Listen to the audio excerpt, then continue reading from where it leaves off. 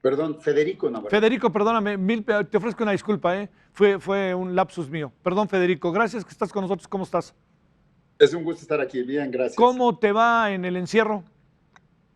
Pues soportando, haciendo todo tipo de tareas domésticas, de tareas educativas, de tareas profesionales, como un malabarista, ¿no? Como estamos todos. Sí, bueno, gracias, muchas gracias, Federico. Pero bien. Gracias. Y también con nosotros a una mujer muy querida por su servidor, entrañable, Marcelina Bautista, activista, trabajadora del hogar, fundadora del Centro de Apoyo y Capacitación para Empleadas del Hogar. Querida Marcelina, ¿cómo has estado? Muy buenas noches. Buenas noches. Bueno, oye, ¿cómo te está yendo? ¿Qué reporte tienes de las y los trabajadores a lo largo de todo este periodo? La última vez que hablamos hablabas de pocos casos. ¿Siguen pocos casos? No, ahora tenemos un registro de 2,000 trabajadoras desempleadas a partir de la campaña que hicimos de Cuida a quien te cuida, haz lo correcto. Se sumaron muchísimas trabajadoras con quejas también que han sido despedidas, entonces hay mucho que hacer, hay muchas mujeres que a nivel nacional nos están llamando para decirnos que necesitan trabajo, necesitan ya regresar a trabajar, pero también los empleadores todavía tienen miedo y es de esperarse. De repente sube y baja el contagio, entonces pues sí hay una razón, pero pues ellas son las que están sufriendo esta crisis muy fuertemente. Bueno, a ver, vamos a empezar, Federico, si te parece, un poco tratando de tener, o sea, lo que ha pasado en CONAPRED ha echado a andar muchas cosas, pero no solo eso, ¿no? Todos lo sabemos, lo que está pasando en Estados Unidos, incluso en México, en fin, tiran estatuas, ¿no? Allá en Estados Unidos y en Londres. México es un país racista, como dice tu libro, ¿no? Sí, definitivamente, y creo que eso se ha evidenciado en muchas maneras justamente en función de la epidemia de COVID. Y primero déjame saludar a Marcelina, es un honor estar contigo en esta mesa y escucharte y compartir ideas contigo. Y entonces, pero sí, por ejemplo, creo que el COVID es justamente un ejemplo de cómo funciona el racismo, porque nadie puede decir que el virus es racista. Ajá. O sea, el virus no tiene ojos, Ajá. no sabría distinguir colores de pieles, no sabría no sé qué, pero la epidemia en todo el mundo y en México también es profundamente racista. Sí, claro. En Estados Unidos los afroamericanos se mueren al doble de proporción que otros grupos étnicos. En México los hablantes de lenguas indígenas tienen 50% más posibilidades de morir que otros. Las personas en situación de pobreza, de marginalidad. Entonces, el virus viene o sea, el sistema es tan racista que inclusive un virus se vuelve racista dentro de este sistema. Y entonces, creo que hoy, en esta semana, la discusión ha sido sobre si una persona u otra es racista. Y bueno, finalmente hubo todo un debate sobre que se abrió, que fue muy útil, sobre el humor y el derecho a insultar a las personas vulnerables a nombre de ser chistoso, o del humor. Pero en el fondo, pues lo que demuestra el COVID es que el racismo es un problema, el racismo y el clasismo, la desigualdad, son problemas sistémicos. Y que pues entonces, tanto el virus como el humor, como finalmente en una sociedad racista, sí, tanto el virus como el humor, como muchas cosas, se vuelven racistas, aunque su intención no sea necesariamente ser racista. Sí.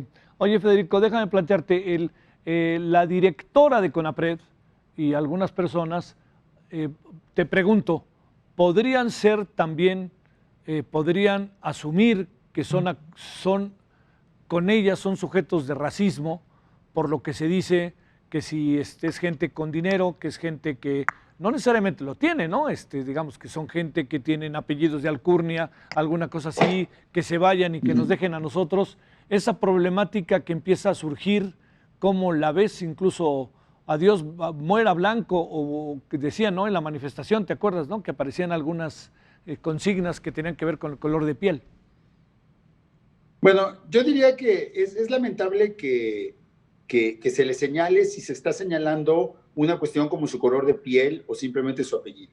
Sí. Creo que por otra parte también se puede preguntar si su origen social, que obviamente pues viene de de un lugar que no es el de la mayoría de las personas que han sufrido racismo y discriminación, no las hace pues insensibles, como resultó en este caso. O sea, en este caso, plantear un foro que ponía en interrogación racismo o clasismo, racismo y o clasismo, o sea, era que el CONAPRED todavía esté poniendo a debate si hay racismo en México, realmente pues mostró una torpeza singular. Y luego la idea de invitar a este comediante que ahora ya fue suspendido de su show de televisión, también fue una mala idea, porque el racismo no es una cuestión de opiniones, el racismo no es una cuestión de etiquetas, es una cuestión de entender cómo funcionan estos mecanismos que hacen que desde un virus hasta un comediante puedan ser racistas, aún si no se dan cuenta que lo son. Entonces, más bien, a lo mejor, yo creo que finalmente una comisión contra la discriminación en México debe estar en manos de una persona que ha vivido la discriminación en cuerpo propio, que ha vivido el clasismo en cuerpo propio, y debe ser un instrumento para que las personas que han sido discriminadas, o sea, no solo para regañar, sino debe tener dientes para modificar el racismo en el servicio doméstico, para combatir el racismo en la televisión y en los medios de comunicación, para combatir el racismo en la educación, por ejemplo, ¿no? Entonces se necesita algo mucho más grande que lo que fue CONAPRED durante mucho tiempo. Claro. A ver, Marcelina, déjame, hay varias cosas ahí que ya incluso Federico plantea que se vuelven provocadoras y dignas de comentario, la verdad. Pero déjame plantearte lo siguiente. Pocos lugares son el de las trabajadoras, trabajadores del hogar, en fin, los que trabajan estos servicios que tú conoces más que bien, de empleadas del hogar. ¿Pocos lugares son tan racistas como ese, te pregunto, o qué alcanzas a ver? Sí, creo que también es importante cómo hemos aprendido en México qué es la discriminación, qué es el racismo, el clasismo, porque también, como decía Federico, a veces se dicen las cosas sin saber y no se piensa cómo se siente la otra persona. En el espacio del trabajo del hogar sí hay clasismo, hay mucho racismo, discriminación sobre todo por el sector que realiza este trabajo, ¿no? Es decir, porque son personas que no tuvieron la oportunidad y es eso lo que provoca que se le discrimina porque no saben leer, no saben esto, no saben el otro, simplemente porque hubo una gran desigualdad en su entorno para no poder estudiar y tener otra oportunidad. Y entonces cuando nosotras empezamos a reivindicar los derechos y dignificar el trabajo en el hogar, pues te das cuenta lo importante que es en cada vida de las personas. Sin embargo, no se han dado cuenta por esta cuestión del clasismo y la desigualdad que se mira, ¿no? a las personas. Y es muy importante también decir, bueno, no necesariamente a lo mejor las trabajadoras del hogar que no han tenido un nivel de escolaridad puedan, no sé, discriminar o que le discriminan, y lo importante es ahí cómo vemos también en cada persona los comportamientos que tienen. Sí. Oye, ¿qué pasa bajo estas premisas de discriminación, racismo, lo que viven miles de mujeres que vienen a la ciudad o van a las grandes ciudades en busca de trabajo? Es verdaderamente una pesadilla, supongo, ¿no? Así es, justo porque primero no pueden encontrar un trabajo donde se les respeten los derechos y sobre todo su integridad como persona que tiene una necesidad, y bajo esa necesidad pues toma un trabajo como el trabajo en el hogar, que todavía tiene una cultura de no valoración del trabajo como tal, pero también se ve como es aquellas personas que pues como tienen necesidad pueden soportar lo que tú hagas o digas. Sí, entonces claro. Ese es como ellas también vienen a soportar un sistema o un hogar donde pues no se mide el cómo se deben de comportar, porque para eso pues no hay una ley que dicte cómo se debe regir las personas dentro de un hogar que es privado, ¿no? Sí, claro. Federico, el tema este tema siempre que cómo nos asumimos los mexicanos, las clases medias y las clases altas mexicanas son, es muy obvio lo que te voy a decir, pero a ver, coméntalo pues, son racistas, son discriminatorias. Pues yo diría que más bien son, o sea, algunas personas y, bueno, grupos grandes de ellas sí lo son, sobre todo en relaciones como, por ejemplo, las relaciones con el servicio doméstico, que tienen una larga tradición de una desigualdad que va desde lo étnico, muchas trabajadoras domésticas son de origen indígena, que va desde la cuestión del nivel educativo y tal. Y eso se practica en muchas familias diferentes, ¿no? Y hay diversas formas de racismo. Pero más bien yo lo que diría es que las familias de la clase media son las familias que se han beneficiado del racismo, más bien, digamos. O sea, para ellos están en una posición, más allá de sus méritos individuales, que no niego, también muchas de ellas ya han nacido en posiciones de privilegio que tradicionalmente han pertenecido a gente, a sus familias, o sea, heredan privilegio muchos de ellos, y los otros son las gentes que ascienden a este nivel social, entre comillas, que ganan más, que estudian, que es un ascenso social y que se incorporan a esta clase media. Y la idea de clase media, esa es racista.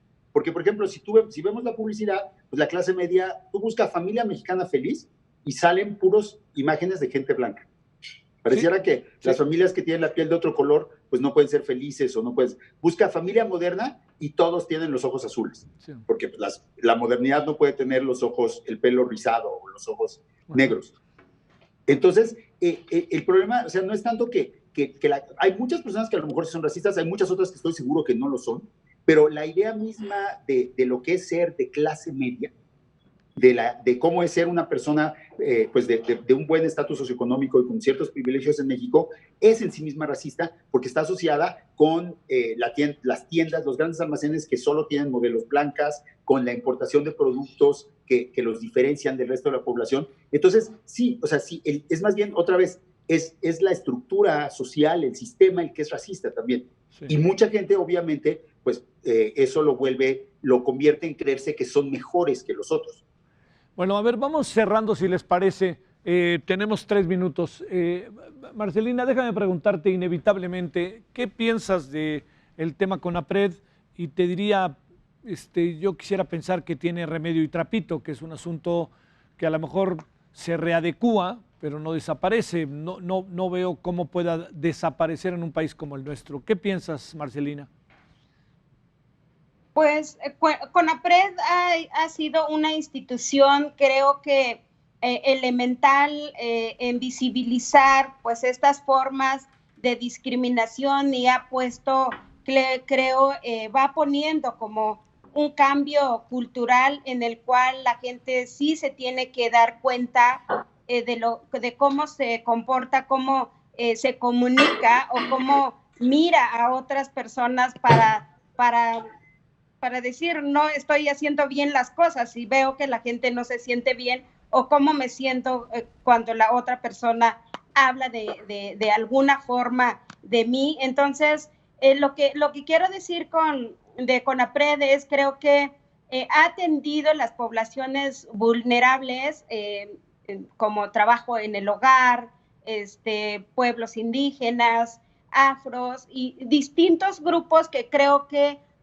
pudo visibilizarse y pudo darle un espacio de expresión a estos grupos. Y bueno, ¿qué puedo decir del trabajo en el hogar, donde pudo lograr CONAPRED a poner en su propia agenda el tema del trabajo en el hogar para cambiar pues estas normas que han sido pues discriminatorias, ¿no? El hecho de que nos tomen en cuenta en la Constitución, pero en el cambio de la Ley Federal del Trabajo, después de más de 70 años, pues fuimos discriminadas en el marco laboral y CONAPRED junto con CASE empezaron también a decir, sí, bueno, tiene que haber una ley sin discriminación a las trabajadoras del hogar y bueno, hoy, aunque nos está costando que se reconozcan esos derechos en los hogares, lo cierto es que ya las trabajadoras del hogar cuentan con derechos laborales y bueno, las personas que han ocupado, creo que el espacio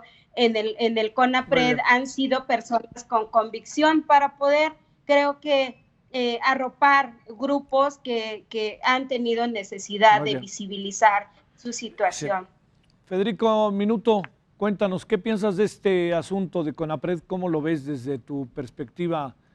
Pues del análisis que estoy haciendo, ¿no? No, definitivamente yo creo que, como dijo Marcelina, el impacto de CONAPRED ha sido muy positivo en varios terrenos y sí fue un instrumento importante para colocar el debate en un momento en que se estaba iniciando. También, también le faltaban dientes y tampoco se metió, por ejemplo, con los medios de comunicación, que son el principal ámbito del racismo mexicano. O sea, mucho más que la clase media como un grupo social, lo que sí es claramente racista, sin ninguna duda, en México son la televisión y la publicidad. Sí, o sea, más allá de toda duda. Y con eso no se metió CONAPRED. Más bien, digamos que si el resultado de esto es un nuevo CONAPRED o una parte de la Secretaría de Gobernación que sí tenga dientes y que pueda cambiar las cosas realmente, pues mejor. Pero eso no significa echar por la borda todo lo que CONAPRED obtuvo y todos los cuadros profesionales y muy respetables que hay ahí de gente que ha hecho muy buen trabajo. Federico, te mando un saludo y mi agradecimiento que has estado esta noche con nosotros. Un gusto, y Marcelina, un gusto. Marcelina, muchas gracias. Muy buenas noches. Como siempre, Marcelina, un abrazo. Muchas gracias, suerte. Hasta luego.